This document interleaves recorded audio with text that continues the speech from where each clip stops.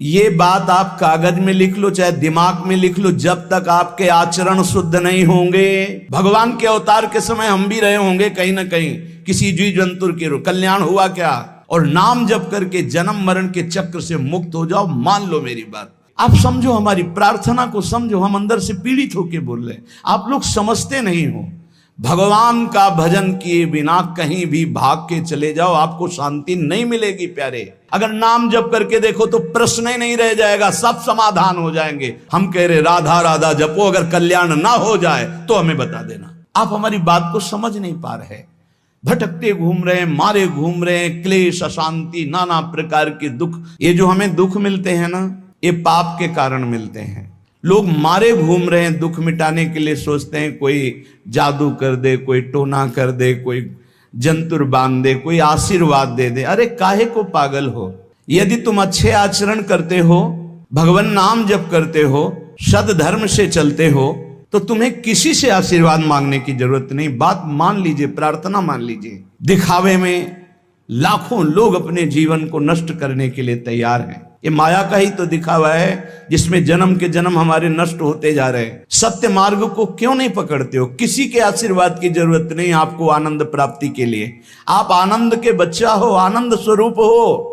जिनसे आशीर्वाद मांगते हो उनके अंदर जो आत्म तत्व बैठा है वो तुम्हारे अंदर बैठा है। वही संपूर्ण आनंद लिए तुम्हारे अंदर बैठा है। तुम्हें किसी से गिगियाने की जरूरत नहीं। बस तुम अपने स्वरूप को नहीं पहचान पा रहे हो, अपनी शक्ति को जागृत नहीं कर पा रहे हो, इसलिए तुम दौड़े घूम रहे हो। भागने की जरूरत नहीं है। सत्संग सुनो, उसे अपने आचरण में उतारो। ये बात आप कागज में लिख लो चाहे दिमाग में लिख लो, जब तक आपके आचरण शुद्ध नहीं होंगे, जब तक आप भजन नहीं करोगे, जब तक आप दूसरों को सुख नहीं दोगे, मन वचन कर्म से किसी को भी दुख नहीं पहुंचाना, तब तक आप भाग आओ। यहां से लेकर ब्रह्मलोक तक अगर आपको सुख मिल जाए तो बता देना। आ ब्रह्म भुवनान लोकान पुनरावर्तिनो, अर्जुन यहां सुख मिलने वाला है। आ ब्रह्म स्तंभ पर्यंतम सर्वम मायामयम जगत, यहां सुख मिलने वाला है।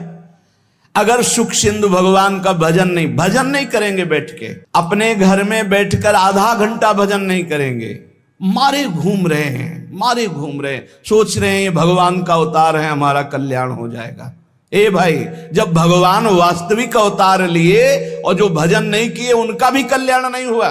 भगवान के अवतार के समय हम भी रहे होंगे कहीं ना कहीं किसी जीव जंतु के कल्याण हुआ क्या?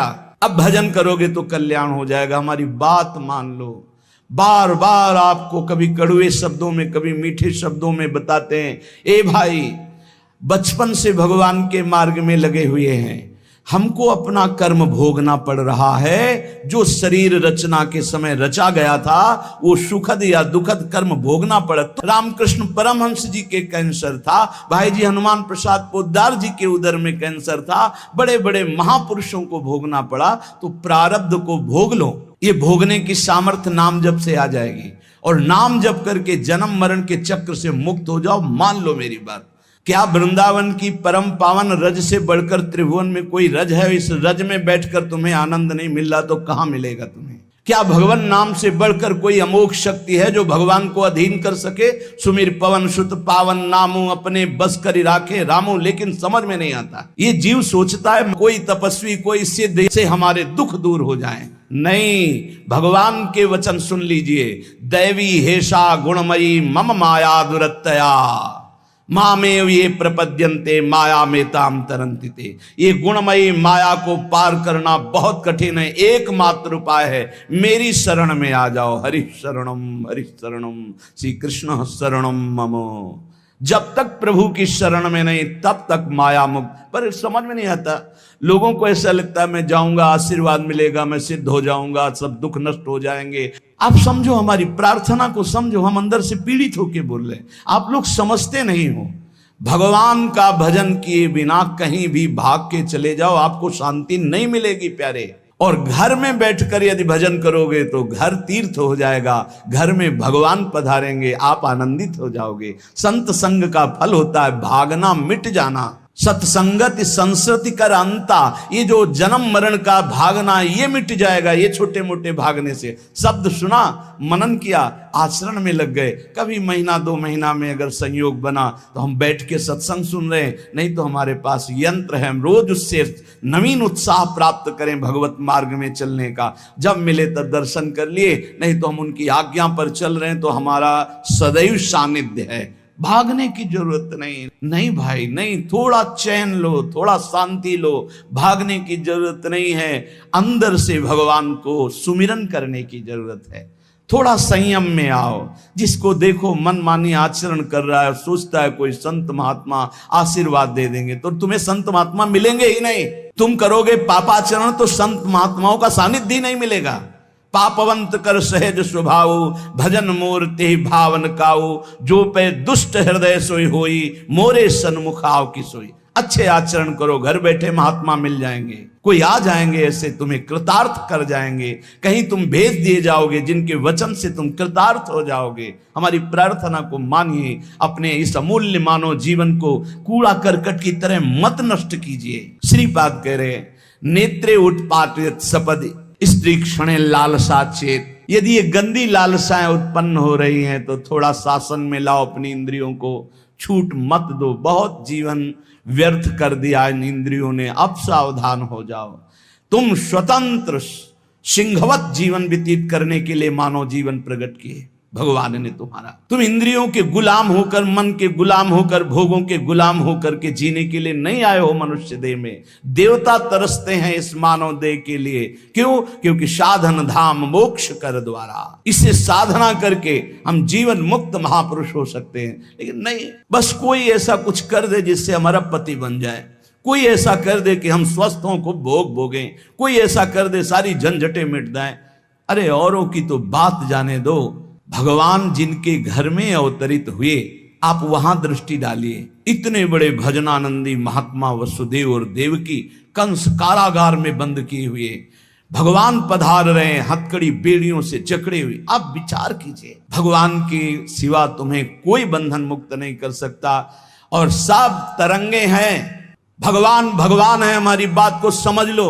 भगवान भगवान है, भगवान के भाव में डूब करके सब भगवत स्वरूप हैं। तरंग में वायु विकार है, वायु विकार हटा तो समुद्र ही है। पर इतना भेद है कि समुद्र करोड़ों अनंत तरंगे प्रकट कर सकता है, लेकिन एक तरंग समुद्र नहीं प्रकट कर सकती। ऐसे ही जितने महापुरुष हैं, जितने सिद्ध महापुरुष हुए, भक्त हो चाहे ज्ञानी हो चाहे योगी हो, वो माया विकार को नष्ट करके ब्रह्म रूप में लीन हो गए, तो ब्रह्म स्वरूप वो भी हो गए। ब्रह्मविद ब्रह्म ही भवति। लेकिन ब्रह्म तो ब्रह्म है, जिसने एक संकल्प मात्र से अनंत सृष्टि का सृजन कर दिया, उसकी समानता करने वाला त्रिभुवन में कोई नहीं है। तो उन्हीं भगवान की, चाहे निराकार मानो, साकार मानो, सगुण मानो, निर्गुण मानो, उन्हीं भगवान की शरण में जाने के लिए सब संत महात्मा, और जो भगवान की शरण से अलग करके अपने को भगवान माने, तो हमें लगता है फिर बचना चाहिए ऐसे भगवानों से, जो अपने वचन से, अपने आचरण से, अपनी हृदय की भावनाओं से जीवों के माया जनित आकर्षण को नष्ट करके श्री भगवान से प्रीति करावे। उसे संत कहते हैं, उसे ब्रह्मर्षि कहते हैं, उसे महात्मा कहते हैं, उसे भक्त कहते हैं। शास्त्र उठा के देख लो, ब्रह्म स्वरूप हो गए हैं। दूसरों ने अनुभव किया कि साक्षात ब्रह्म है, लेकिन वो जब बोले तो अपने को ब्रह्म नहीं बोले। गोस्वामी तुलसीदास जी साक्षात भगवान के स्वरूप हो चुके। वो क्या कह रहे हैं? कह रहे मैं अपने अवगुणों की यदि कथा कहूं तो ग्रंथ भर जाएगा। थोड़े बता दिए हैं कि मैं अवगुणी हूं। इसमें जो विवेकी जन हैं वो समझ पाएंगे मेरी बात को। क्या समझ पाएंगे? कि भगवान की शरण में जाने से जीव भगवत स्वरूप हो जाता है।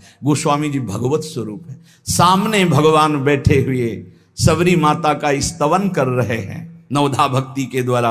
और सबरी जी ऐसा कह रहे, अधम ते अधम, अधम अति नारी, तिन मां मैं मति मंद अघारी।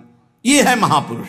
भगवान के चरणारविंद की नाम की लीला कथा की वृत्ति हृदय में जिनके संग से जागृत हो, वही सत्संग है। हम लोग बड़े बावरे हैं। अरे तरंग कभी समुद्र प्रकट कर सकती है? सब तरंगे हैं। वायु विकार हटा समुद्र हो गई, मुझे कोई इस पे संशय नहीं। बूंद अलग है तो बूंद है, और समुद्र में गिर गई तो समुद्र है। लेकिन बूंद समुद्र नहीं प्रकट कर सकती। ऐसी करोड़ों अनंत बूंदे समुद्र से लहरों से ऐसे उठती रहती है। उनका नाम भगवान है, जिनसे अनंत महात्मा, अनंत ब्रह्म ऋषि, अनंत ब्रह्मांड सृजन, उन भगवान की शरण में जाने से इस माया से मुक्ति होती है। साहब समझ नहीं पा रहे। अरे जिनका नाम जप कर, जिनका चिंतन करके, जिनके आश्रय से जीव ब्रह्ममय हो जाता है, भगवत स्वरूप हो जाता है, वही तुम्हें करना है। यही सत्संग से प्राप्त होता है। अगर ये ना प्राप्त हो तो सत्संग नहीं है, वो कहीं ना कहीं घुमा करके हमको भटकाया जा रहा है। भगवान भगवान है, वही सबके हृदय में है। जो हृदयस्थ भगवान में तन्मय हो गया, उसमें और भगवान में अंतर नहीं, बिल्कुल मुझे संशय नहीं। पर भगवान भगवान है, इतना समझना पड़ेगा। उनके स्थान में कोई नहीं है, उनके समान कोई नहीं है, फिर उनसे बड़ा कौन हो सकता है। ये भोले भाले जीव समझते नहीं, भागे घूम रहे। उन्हीं भगवान का नाम जप करो, चीख चीख के कहते हर प्रश्न का उत्तर नाम है। अगर नाम जप करके देखो तो प्रश्न ही नहीं रह जाएगा, सब समाधान हो जाएंगे। और भागे घूमे तो कभी प्रश्न की कभी शांति नहीं होगी, संशय पर संशय उठता चला जाएगा। श्रीपाद कह रहे हैं, यदि हमारी इंद्रियां कुमार्गगामी हो रही तो हमें शासन में लेना चाहिए। शासन में नहीं लोगे तो शासन तुम्हें शासन में ले लेगा। दो शासन है, एक है राष्ट्रीय शासन, एक है भागवतिक शासन। भागवतिक शासन जब लेगा तो फिर कोई बचा नहीं सकता। इसलिए अभी अवसर है, निकल चलो, निकल चलो। भागने की कहीं जरूरत नहीं, किसी से आशीर्वाद नहीं मिलेगा। कब होगा? हम कह रहे राधा राधा जपो, अगर कल्याण ना हो जाए तो हमें बता देना। भगवान अर्जुन से क्या कह रहे हैं? सामने अर्जुन जी खड़े हैं, कह रहे हैं तुम मुझे तभी अनुभव कर पाओगे जब अनन्य चेता सततम यो माम स्मृति नित्य सा तस्याम सुलभा पार्थ। सामने खड़े हो, कह रहे सुलभ नहीं हूं मैं, सुलभ उनके लिए हूं जो मेरा अनन्य भजन करते हैं, अनन्य चिंतन कर। पकड़ी नहीं पा रहे, लाख सत्संग सुन रहे, पकड़ी नहीं पा रहे। बिल्कुल नहीं, ऐसे नहीं हो। थोड़ा विवेकवान हो, मनुष्य जीवन मिला है।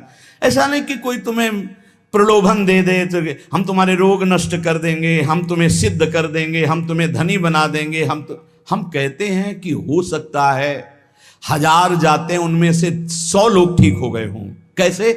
पूर्व का पुण्य 100 का तुक्का लगा और ठीक हो गए। वो कहते हैं कि मैं कसम खा के कहता हूं मैं ठीक हो गया हूं। हम बिल्कुल 100% मानते ठीक हो गए, लेकिन उसके प्रताप से नहीं, आप अपने पुण्य प्रताप से ठीक हो गए। आपके ठीक होने का समय आ गया है, इसलिए आपका तुक्का लगा, आप गए, यश उसको मिल गया और आपका काम बन गया। हमारी बात को समझो।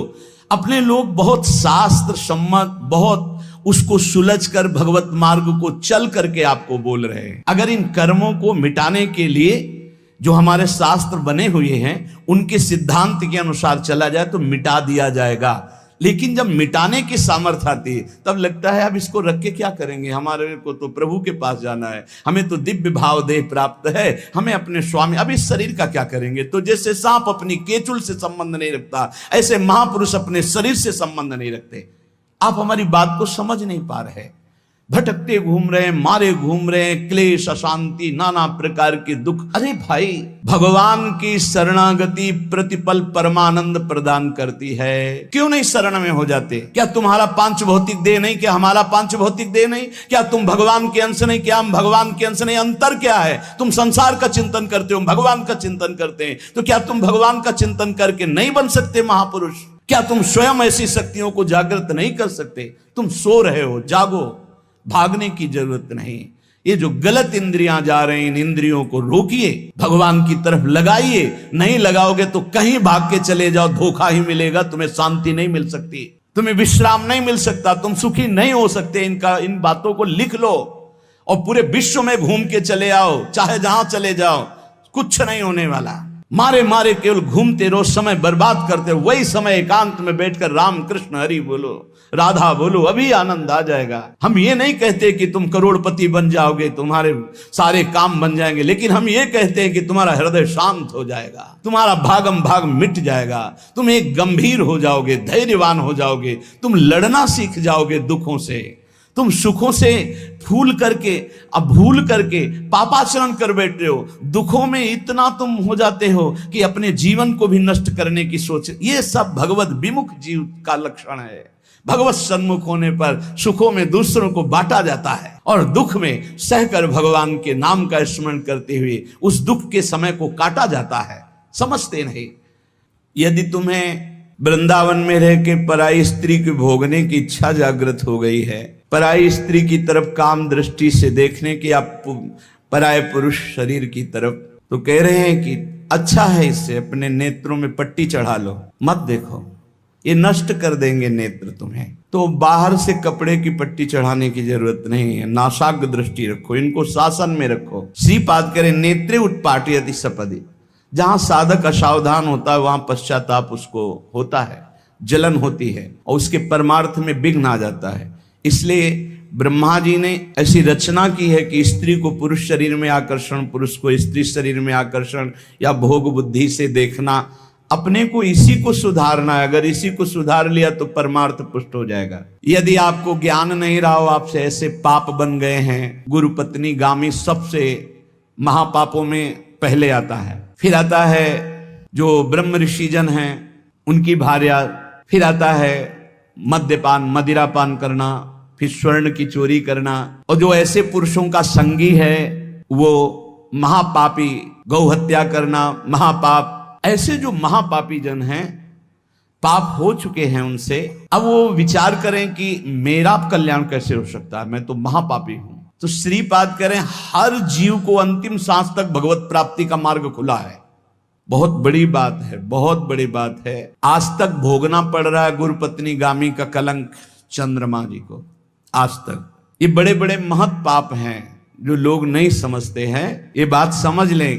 पर स्त्री गमन, मदिरापान, द्वैत कीड़ा, स्वर्ण चोरी, गुरु पत्नी गामी, ब्रह्म ऋषियों की तरफ जो उनकी भार्या है उनकी तरफ ये काम भाव से देखना, गौ हत्या, ये महत पाप हैं। ये पाप नष्ट कर देते। भ्रूण हत्या, ये सब महत पाप है। अगर ये पाप बन गए हैं जाने अनजाने में जीवन में, और अब हमने सत्संग सुना तो अब हमें प्रायश्चित हो रहा है कि मेरा कल्याण कैसे हो सकता है।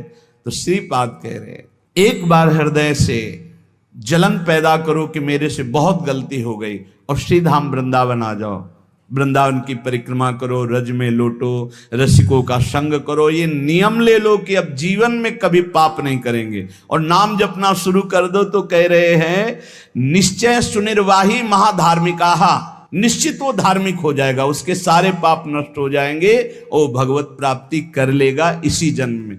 भगवत प्राप्ति आखिरी सांस तक हो सकती है। आखिरी सांस में बोला राधा राम कृष्ण हरि, बिल्कुल भगवत प्राप्ति हो जाएगी। विश्वास कर लो इस बात पे। इसलिए कोई भी कभी निराश न हो कि मुझे भगवत प्राप्ति नहीं हो सकती, मेरा कल्याण नहीं हो सकता। इस श्लोक में श्रीपाद ने बताया यदि ऐसे महापाप किए हुए हो तो श्रीधाम वृंदावन आ जाओ। धाम है भगवान का, निज धाम है। जो बड़े बड़े तीर्थों के अवगाहन से पाप नष्ट नहीं होते, जो कि महापाप कहलाते हैं, वो धाम में रज में लौटने से, परिक्रमा करने से, नाम कीर्तन करने से, सत्संग सुनकर सतमार्ग में चलने से। कह रहे हैं निश्चय सुनिर्वाही महाधार्मिका, निश्चय उसके सारे पाप नष्ट हो जाएंगे और वो धार्मिक ही नहीं महाधार्मिक हो जाएगा। यदि ऐसा पुरुष है, ऊपर के श्लोक में जो बताया महापापी, अब कह रहे हैं अगर ऐसा पुरुष है कि कभी धर्म की चर्चा ही नहीं सुनी, जो सदैव अधर्म में ही ग्रस्त रहा है, और इतना नीच है कि पापी लोग भी उसकी निंदा करते हैं। कुछ पाप ऐसे होते हैं जिनकी पापी लोग भी निंदा करते हैं। जैसे जेल कोई जाता है, हमें बताया गया है, तो उनमें कैदी लोग पूछते हैं क्या करके आया है, वो बताया गया कि भाई ये राष्ट्र रक्षा के लिए ऐसा ऐसा किया, पर अधिकार नहीं था, तो अनाधिकार चेष्टा में इसने अपने समाज की रक्षा के लिए ऐसे ऐसे किसी ऐसे उपद्रवी को मारा। तो हाथ मिलाते हैं उसको सम, ये काहे क्या है, बोले अपनी बेटी के साथ ऐसा गंदा आचरण कर। तो बोले वहां के कैदी भी गुस्सा होकर उस पर दृष्टि रखते हैं, उसे घृणित दृष्टि से देखते हैं। तो यहां कह रहे हैं जो धर्म की वार्ता नहीं जानता, अधर्म से ग्रसित रहा है, और नीच पुरुष पापी लोग भी उस पर क्रोध दृष्टि से देखते हैं कि बहुत ही नीच है ये। ऐसे खोट के कर्म करने वाला समाज से जो बहिष्कृत हो चुका है और निश्चित हो चुका है कि अब इसकी दुर्गति पक्की है, उसके लिए भी एक चांस है। बोले निजोर कृपया शांत्या च वृंदावनम स्वस्मिन नामृत चेत ददाति वसतिम धन्योस्ति वृंदावने। बोले निज कृपा से वृंदावन उसको पावन कर सकता है यदि वह करके ये जीवन भर का नियम ले ले कि अब मरूंगा तो इसी रज में वृंदावन से कभी बाहर नहीं जाऊंगा, तो असीम कृपावान प्रिया प्रीतम का निज धाम ये उसके सारे पापों को नष्ट करके उसे धन्य कर, धन्योस्ति वृंदावने, उसे धन्य बना देगा। पहले में महापापों का वर्णन किया, दूसरे में नीच आचरण करने वाला अधर्मी जो सबसे ज्यादा तिरस्कृत है, वो भी अगर श्रीधाम वृंदावन में आमरण वास स्वीकार कर ले कि अब वृंदावन, वैसे तो मैं बहुत पापी नीच हूं पर अब वृंदावन को नहीं छोड़ सकता, आजीवन वृंदावन वास करूंगा चाहे जितना कष्ट मिले, तो श्रीपाद कह रहे हैं चेत ददाति वसतिम धन्योस्ति वृंदावने। वो वृंदावन वास स्वीकार करने के कारण वृंदावन की कृपा से निष्पाप होकर धन्योस्ति, धन्य हो जाएगा, अर्थात उसको भी भगवत प्राप्ति हो जाएगी। देखो जब आनंद मिलेगा तब मन पंगु हो जाएगा। जैसे भौरे में बहुत बड़ी ताकत है कि चाहे जितना मजबूत काठ हो वो बड़े मौज से खेलते खेलते उसमें छेद कर देगा। जब कमल की पराग वृत्ति में वो पहुंचता है तो थोड़ा सा भी पराग को धक्का न लगे, शांत होकर बैठ जाता है, चाहे जीवन खोना पड़े वो कमल की पंखुड़ी को नहीं काटता।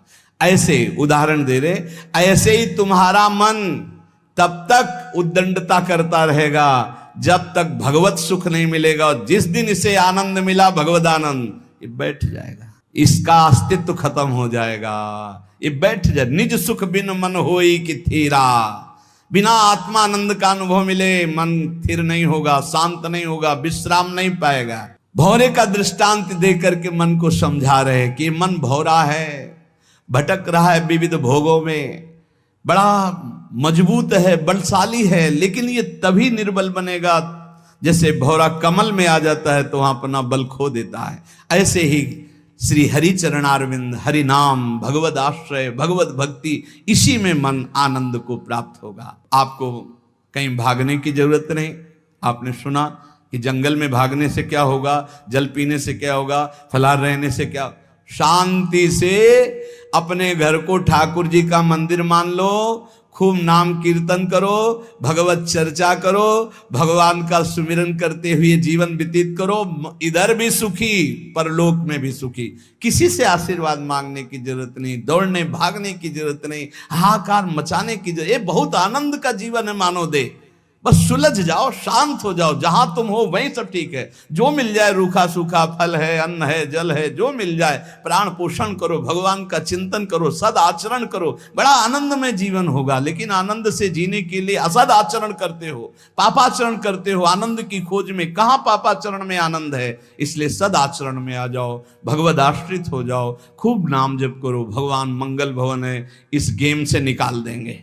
बहुत बड़ा एक गेम है, बहुत बड़ा गेम है, जीतते जीतते हार जाओ, हारते हारते जीत जाओ। तो हम तो जीत गए। नागरी दास ही जन्म जितायो, बलिहारी बलिहारी हमारी सबही बात सुधारी। कृपा करी श्री कुंज बिहारी, और श्री कुंज बिहारी हमारी सबही बात सुधारी। राख्यो अपने वृंदावन मां, बस खास बात बल गई। नहीं, आप क्या समझते हो?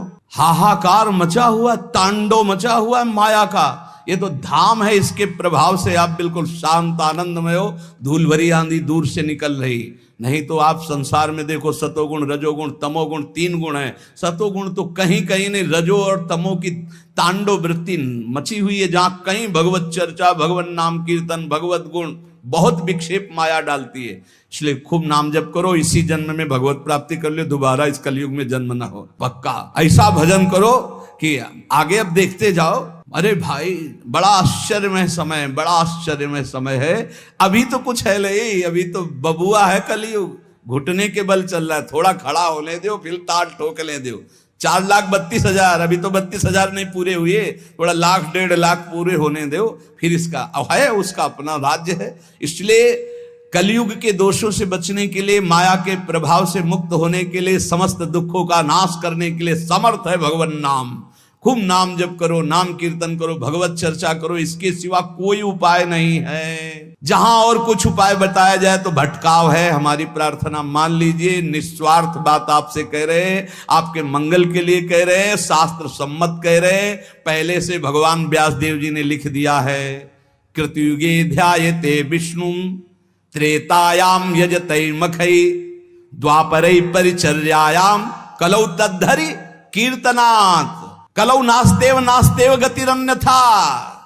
कलयुग में कोई और गति नहीं है। हरे नाम हरे नाम केवलम, केवल हरि का नाम, केवल भगवान नाम है। इसलिए खूब नाम कीर्तन, नाम जप, भगवत चर्चा, जीवन सार्थक। शेष चर्चा आगे। श्री राधा वल्लभ लाल की।